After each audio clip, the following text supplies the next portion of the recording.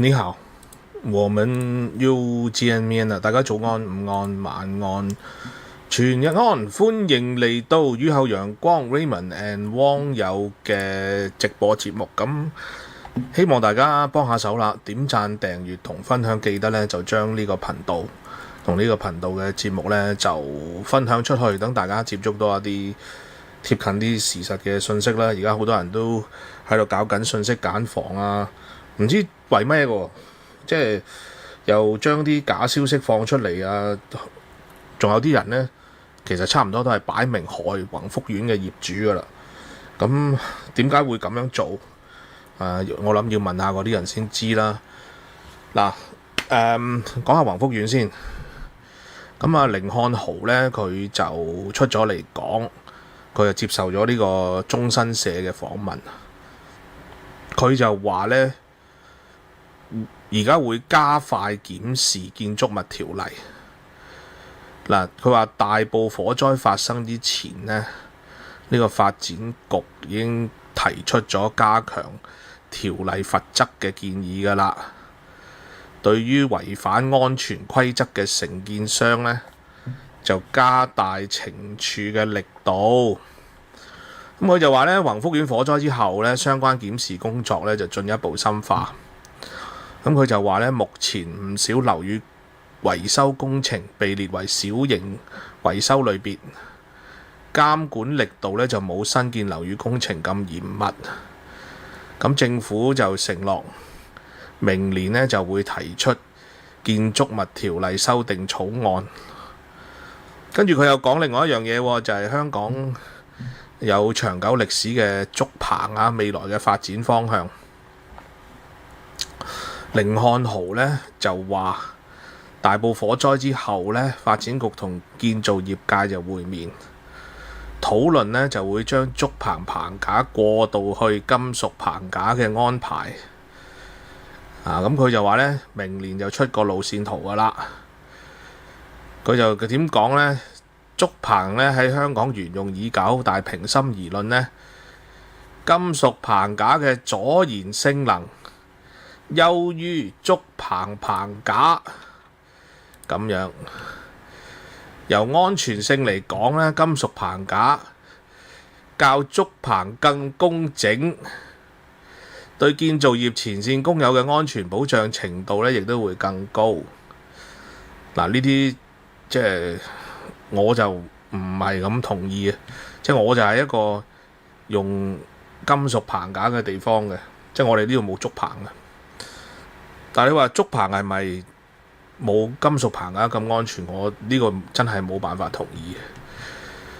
嗱，咁甯漢豪佢點講呢？佢就話考慮到業界提出香港有啲街道狹窄，老舊樓房嘅牆體呢就唔能夠承受金屬棚架嘅力量。因為如果你要有金屬棚架嘅話呢，你要喺嗰個 permanent structure 嗰度都要設計埋嗰啲 support point 嘅，即係要有支撐力先得嘅。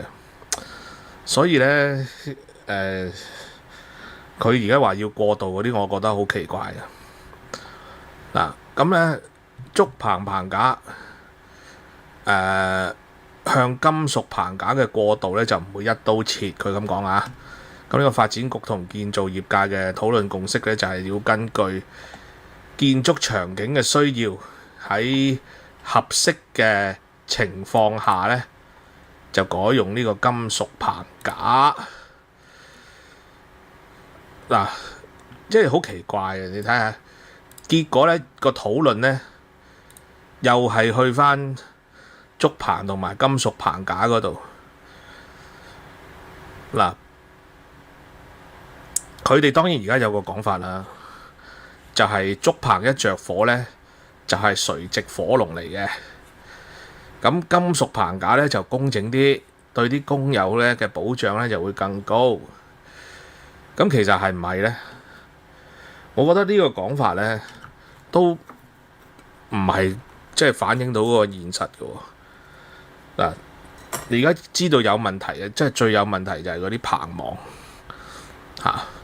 咁係咪宏福苑係因為竹棚而搞到7棟樓燒着晒呢？其實又唔係。嗱，甯漢豪其實佢講咗等於冇講嘅，點解呢？因為佢亦都強調咗處理呢個問題又唔會一刀切咁個理由呢，就係街道狹窄同埋舊樓嘅長體承重問題。但係大家要記得一樣嘢，所有嘅大維修呢都係舊樓嚟嘅，有咩新樓會搞大維修？係冇，呢個就係現實。所以呢個甯漢豪呢，佢而家咁樣搞呢啲嘢呢，係唔係轉移視線呢？我都唔敢講，我真係唔敢講。其實根本而家個現實呢，就係你會睇到嘅，佢講嗰啲嘢根本都唔會發生，根本好簡單嘅啫。你舊樓維修一定會整個工程師報告噶啦，我可以好肯定啊！呢棟大廈太舊啦，外牆呢就承受唔到金屬棚架，咁呢就用竹棚咯，一定會係咁噶。呢個係現實問題嚟喎。咁你話竹棚係咪 practical 啲？即係咪實際上嘅應用會簡單啲？好有可能係嘅喎。嗱，其實甯漢豪佢有講另外一樣嘢，就係嗰個小型工程嗰個監管黑洞，即係好多維修工程變咗係小型維修裏邊，佢點樣報嘅呢？佢就拆細嗰啲維修工程嚟報，咁佢咪變咗小型工程咯。其實好多屋苑都係咁噶啦。點解會咁？即係佢拆細咗做細個小型工程嚟報，咁佢避過咗嗰個屋宇署嗰個嚴格嘅審批。呢個行內知道係咁樣做噶啦。咁而家佢修例又要滯後多一年喎，其實即係而家特區政府佢承諾乜嘢呢？佢話明年會推出嗰個建築物修訂條例草案啊嘛。咁喺2025年12月話明年，咁明年係幾時呢？係咪即係成年去到2026年嘅12月都係一個真空期呢？唔知喎，呢個又係嗱。呢個甯漢豪局長佢又話會對違反安全規則嘅承建商加大嗰個懲處力度。咁好簡單嘅啫。而家宏業睇起上嚟呢，佢都就嚟清盤㗎啦。宏業啊，即係或者紅毅嗰啲，你自己睇到嘅，佢哋加強個罰則有冇意義啊？罰間公司，你諗下。即係你如果唔係要引入呢個董事刑事責任，或者係譬如職安健負責人嘅刑事責任，你加重嗰個罰款係冇意思嘅喎。加重嗰個罰款呢，佢咪當係經營成本一部分啫嘛。咁你加罰款，結果又係轉嫁俾啲小業主嘅啫。因為變咗營運成本咧，就會轉嫁俾嗰啲小業主噶啦，一定係咁嘅。嗱，咁 JUDIKYD 就話根本係監管問題，用金屬棚架咧都有機會啲棚架物料有問題，用嘅棚網有問題。其實咧用金屬棚架我講過噶啦，佢出邊咧仲要鋪膠布嘅，好多嘅情況。但係即係我哋呢度做嘅情況就係。譬如要做屋頂漏水維修，呢個好多啊，因為啲屋頂成日漏水。咁佢哋嗰個做法就係金屬棚架，跟住出邊再用膠布包住，係包膠嘅。咁嚴格嚟講呢，就即係我認為係仲危險嘅。不過當然啦，即係包膠嘅時候裏邊呢，盡量都唔住人嘅個情況就係嗱，你睇到。呢個甯漢豪佢出嚟講嘢咧就好得意嘅，今次佢集中喺建築物條例同埋棚架啦，佢就成個回應就冇觸及一啲即係可能嘅即係火燭嘅源頭，同埋圍標嗰個問題。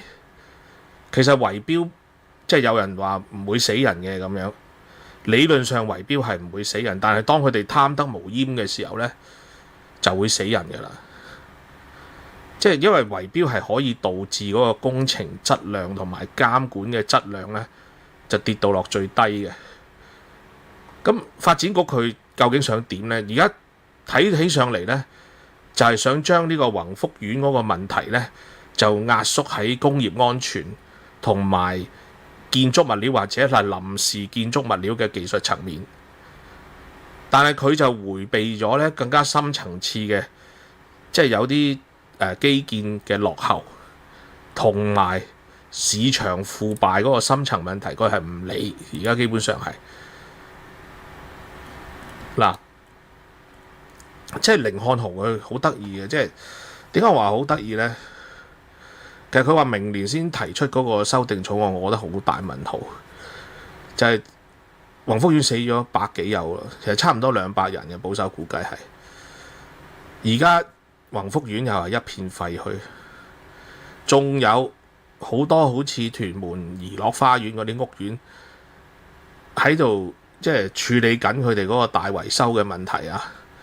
即係怡樂花園嗰度就係宏業啦，佢哋嗰個 performance bond 嗰個正本冇咗喎，即係呢啲好奇怪嘅嘢竟然係出晒嚟啦！咁係咪一直有人好蠱惑咁樣玩嘢？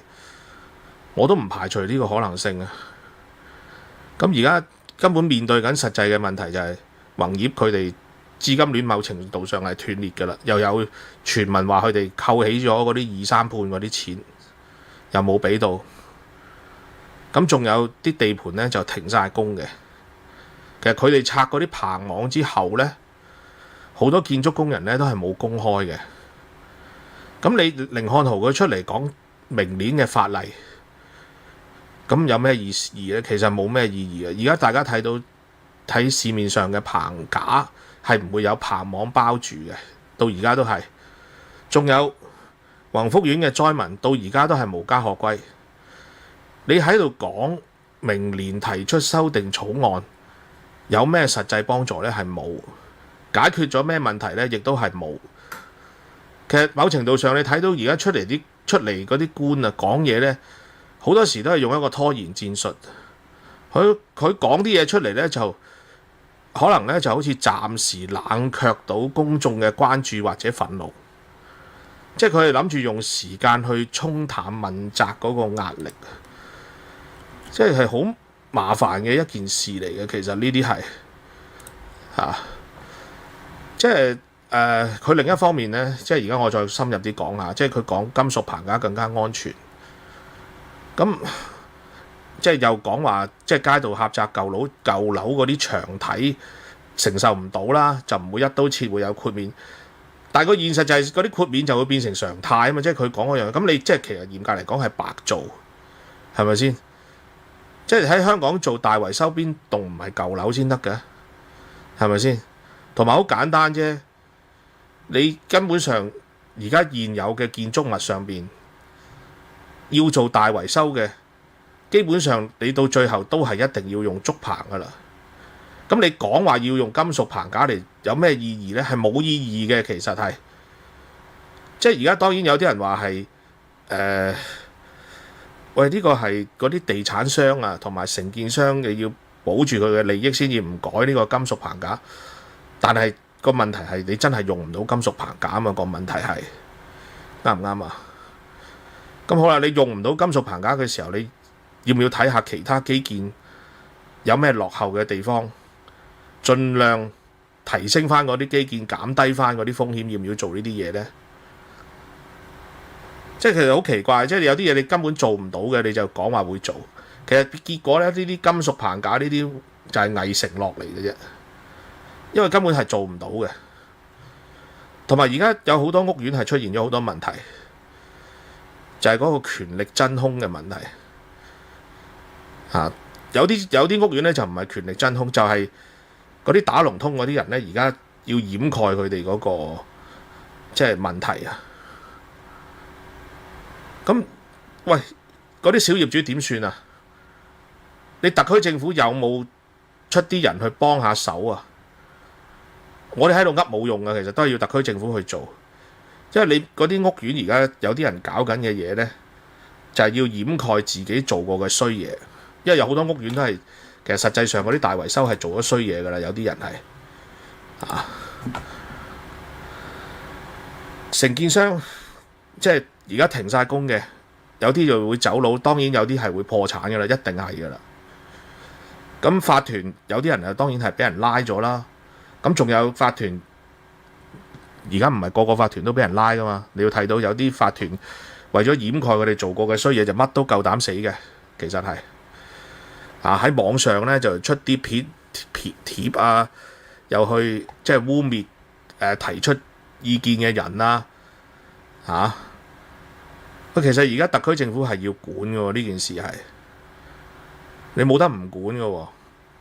即係你宏福苑嗰度，我舉個例子，而家揾咗華懋去管啦，但係你而家仲有啲棚啊嗰啲喺度嘅喎。你如果冇人睇實咧，會唔會跌嘢落嚟啊？即係而家唔係颱風季節，但係你要做定嘢啦，我相信係咪啊？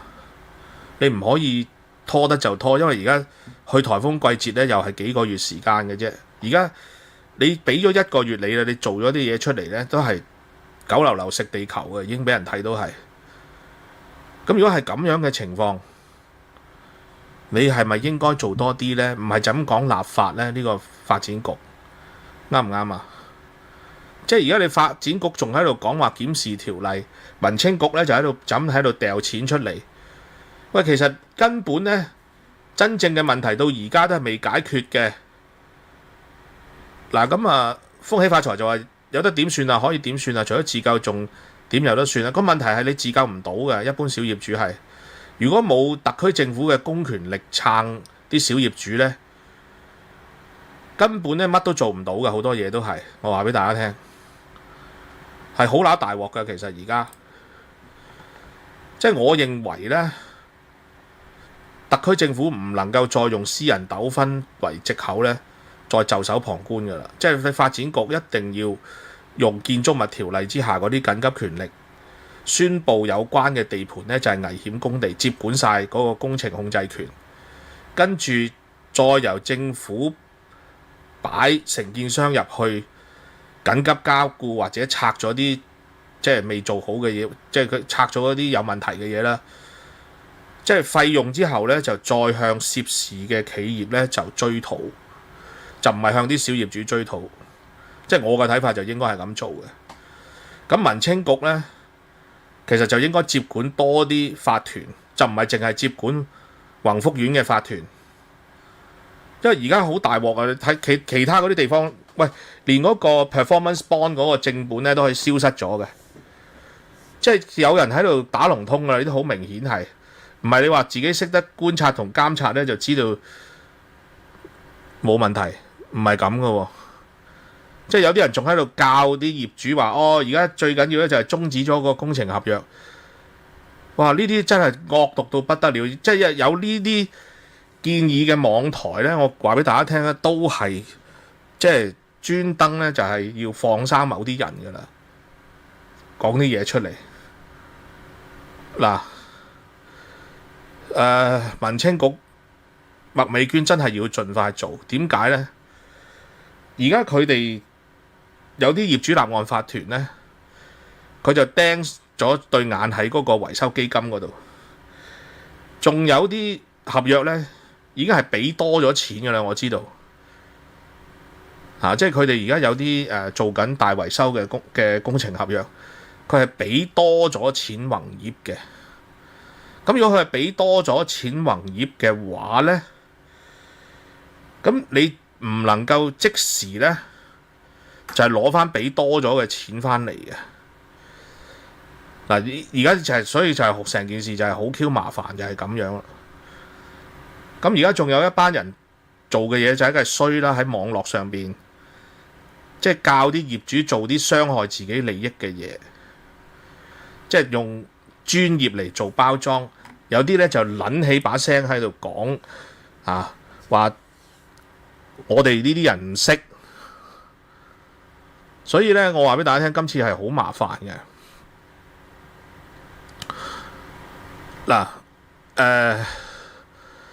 即係風喜發財佢話走㗎啦，一到維修就走。其實而家唔係啊，而家佢哋係維修緊啊，有好多係，但係有好多工程做到一半咁點咧？你俾唔俾佢做埋落去？其實你冇得俾佢做落去，你俾佢做落去嗰個風險太大。咁你俾佢做落去嗰個風險太大嘅時候，就要政府接管㗎啦。基本上係啱唔啱先？咁潘金蓮就話上星期見到佢公司附近嘅地盤呢，吊金屬棚架落貨車，喺2樓左右跌落地，插落架貨車嗰邊呢就有火花，差啲呢插落部私家車嗰度，真係好危險。而條街平時非常多人行，好彩冇人受傷。而見部貨車車頂凹咗，其實呢，金屬棚架呢係好麻煩嘅。我同你講啦，即係如果你見過竹棚係點樣搭嘅呢，你好難轉過去金屬棚架嘅。其他地方都用啦，咁點啊？人哋唔識用竹棚啊嘛，即係個問題，佢冇竹棚嗰個技術啊嘛。咁佢一定要用金屬棚架。咁如果佢用金屬棚架，我就話俾大家聽，唔係啲人諗到咁簡單嘅。即係金屬棚架佢有佢嘅複雜性喺度嘅，成件事係。同埋金屬棚架真係冇咁環保啊，用嘅材料嘅重量係多好多，你成個運輸費用又會多好多。整成個金屬棚架整起佢又係貴好多嘅，成件事係。唔係唔用金屬棚架，即係我哋當然好多地方都係用金屬棚架嘅，但係金屬棚架唔係冇危險性，金屬棚架一樣可以有佢嘅危險性，同埋有好多做金屬棚架嘅人呢，為咗慳少少物料呢，因為你慳少少物料嗰個錢已經好多啦。咁佢結果做啲咩呢？就係嗰啲圍欄啊，唔做。我哋呢度有好多 case 都係咁噶啦。結果就搞到啲工人呢就跌落街咯，係仲危險嘅。有時我同大家講，即係唔係成日啦，都係當然呢個唔係一個一刀切嘅定律嚇。不過我嘅見到嘅嘢就係，因為金屬棚架俾人嘅感覺呢係安全，同埋呢佢有誘因去慳一啲物料，咁結果呢就會導致其他嘅危險出嚟㗎啦。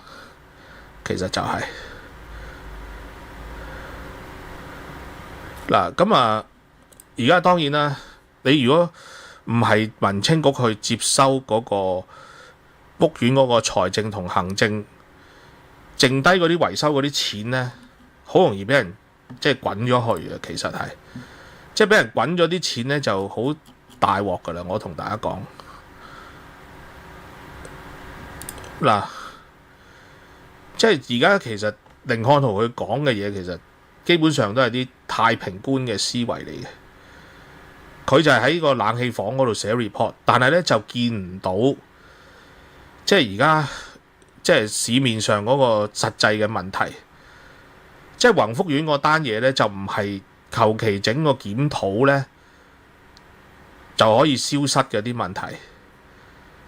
即係啲爛咗尾嘅地盤咧，你唔係加咗個罰則咧，佢就可以自動復工嘅。佢唔係咁樣嘅。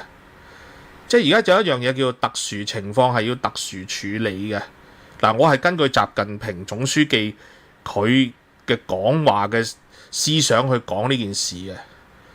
你而家面對緊死咗差唔多200人嘅人禍，你發展局同民青局都唔用公權力去做一個強行接管同埋清理門戶。咁之後呢，就會有好多2次或者3次災難出嚟㗎啦。即係我舉個例子，即係嗰啲爛尾工程出意外啊，或者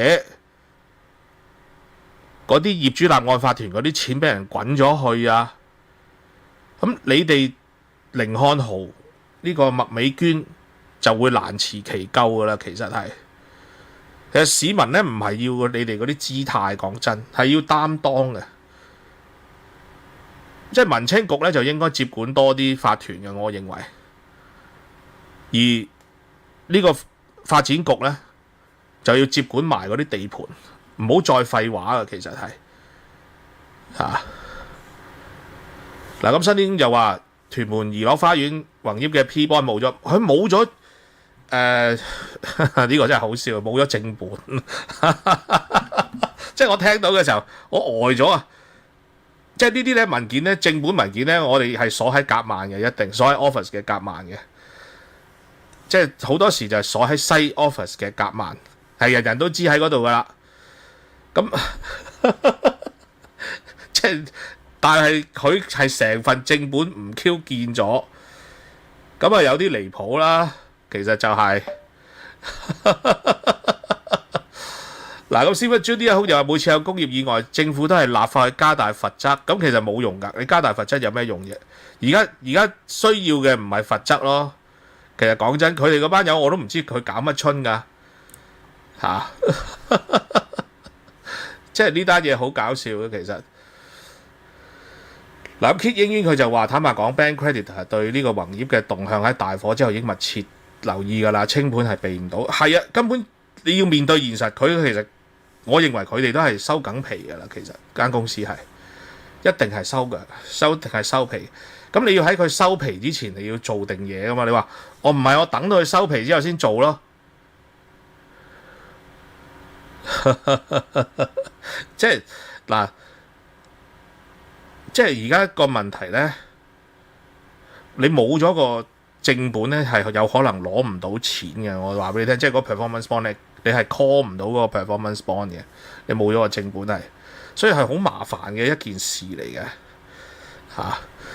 所以你特區政府我都唔明嘅，而家你過咗1個月㗎啦，你哋啲官好心啦，啱唔啱啊？嗱，咁 Anthony Jim 就話外國用金屬棚架，全部電動工具都要用電池，香港冇呢條例，隨時電瓜人。但係香港又得意喎，香港其實有啲client嗰啲地盤咧，佢嗰個電壓咧又低啲。我哋呢度可以用220喎，即係230啦。我哋呢度其實係可以用230嘅 power tools 嘅喎，冇問題嘅喎，用金屬棚架都可以嘅喎。但係有冇試過電死人我就唔知啊。係咪全部工具都要用電池就唔係？但係點解到最後啲師傅都係用電池咧？其實就係鋰電池嘅工具勁咗好多咯。以前有好多窿轉唔到嘅，即係用嗰啲 NIMH 嗰啲電啦，或者係 NI Nickel 嗰啲電啊，Nickel Cadmium 啊，佢係唔夠力嘅。嗰啲電轉啊嗰啲，但係佢轉咗鋰電18瓦之後咧，乜都夠力噶嘛，其實，所以啲師傅好多都改咗用18瓦嗰啲電啫嘛。嗱，咁 Anthony Jim 又有地盤安全電壓110，其實其他地方又冇呢啲例嘅喎，我哋呢度又冇嘅喎，其實係，即係我講俾你聽喎，即係呢度啲地盤係可以用230嘅喎，冇問題嘅喎，其實係。嗱，咁啊。風喜發財佢就話擺明有老鼠做咗嘢啦，正本文件點會求其處理？其實即係好麻煩嘅。我話俾你聽呢單嘢，你睇到有人咧就一早已經係出晒蠱惑㗎啦，而佢哋出晒蠱惑咧係冇人監督嘅嚇。嗱，即係如果有啲猜測係啱嘅話咧，我就唔會覺得有問題嘅。但我睇過，因為宜樂嗰度咧，佢哋有好多嘢其實未做嘅。即係而家，即係我睇一個聽眾俾我嘅信息啦。宜樂嗰度有好多嘢未做嘅。咁佢嗰份 bond 嘅 original 唔見咗咧，其實就係有蠱惑嘅。我認為嗱，有時份 original 冇咗個可能性咧，就係個工程咧就快完。咁工程公司又等錢使咧，而嗰個顧問公司或者業主覺得收得貨嘅話咧，就可以將嗰個 performance bond 咧就盡快放翻俾 contractor 嘅嚇，即係可以提早放嗰個 performance bond。咁工程公司咧就會問嗰個業主攞翻 bond 嘅正本，去銀行嗰度取消翻嗰個 bond 嘅嚇。即係個 bond 嗰個設計係點嘅咧？其實就係個工程公司咧，一有張正本，有張 performance bond 嘅正本咧，就可以即刻取消翻個 bond 㗎啦。其實就係咁嘅。嗱，但係而家個問題咧就係睇起上嚟咧，有啲大廈管理公司同承建商咧就打咗龍通，佢哋咧就只係將個影印本擺落 file 嚇。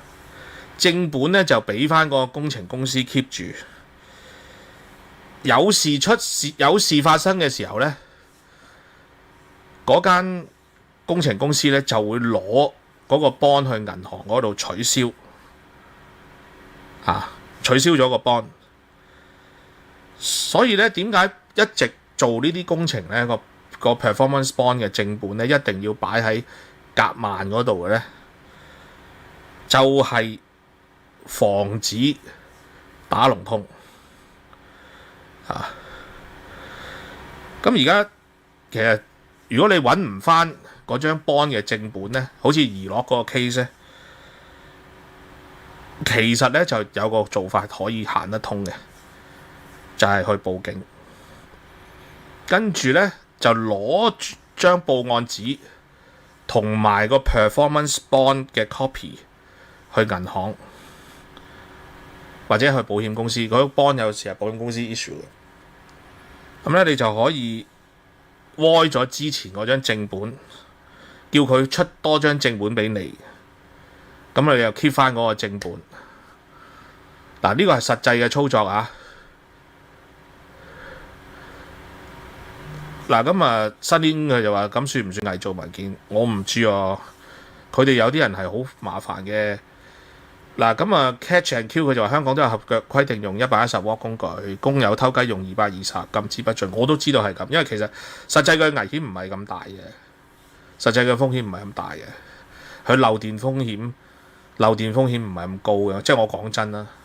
所以呢度可以用就係咁解啫嘛。嗱，房署工程、建築署工程都規定用110W工具，瘋狂偷雞，咁一定有人偷雞嘅，呢個世界，偷雞嘅人一定有。咁不過唔同地方有唔同嘅規矩啦。我成日都講即係呢個就係你睇你點樣管理嗰個風險嘅啫。其實就係因為我嘅睇法就係咁啦。怡樂嗰邊其實有啲細節都攞唔到出嚟啦。點解呢？我問過佢哋嗰個其中一個業主，咁佢就話有啲嘢佢哋都冇辦法令到嗰個顧問公司同佢哋合作。咁所以而家最緊要嘅情況就係你特區政府係要接管某啲嘢咯，用你嗰個公權力去處理件事咯。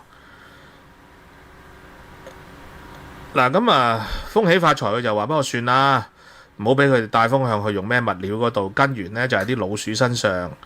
而家有人知道老鼠難處理，所以呢就種多啲植物擋住，當睇唔到啲老鼠。其實而家佢哋就好似冇心去處理工程老鼠嘅問題，而且呢，你睇到有啲人呢就好賤格㗎啦，擺明呢就係幫啲工程老鼠發聲嘅。尤其是係網台同埋媒體，你睇得到嘅。咁所以而家係好麻煩嘅香港。咁Catch and Kill 就話竹棚成本係金屬棚1/3，打死唔轉呢就係成本問題。咁其實當然除咗成本問題之外，仲有其他問題嘅。因為呢，用金屬棚架其實有佢金屬棚架帶嚟嘅風險嘅，大家嗰個風險係唔一樣嘅。其實就不過冇辦法啦。而家即係都係處理唔到。有啲人話處理唔到嘅，其實好複雜，但係其實有啲嘢特區政府都係要處理。你而家咁樣搞到咁大鑊，你唔去處理，諗住求其拖下件事過咗去，對全香港嘅市民都好唔公道。其實就係。嗱，咁 Catch and Kill 佢仲講咧，就係啲老鼠係佢哋養嘅，咁某程度上係啊，某程度上佢哋嗰啲拆牆鬆綁係令到嗰啲老鼠不斷繁殖㗎，同埋你話以前有冇可能佢哋咁張狂可以做到？佢哋係唔敢做到咁張狂啊！以前，而家有啲嘢係搞到好麻煩嘅啦，我同你講。好啦，講下另外一個話題啊。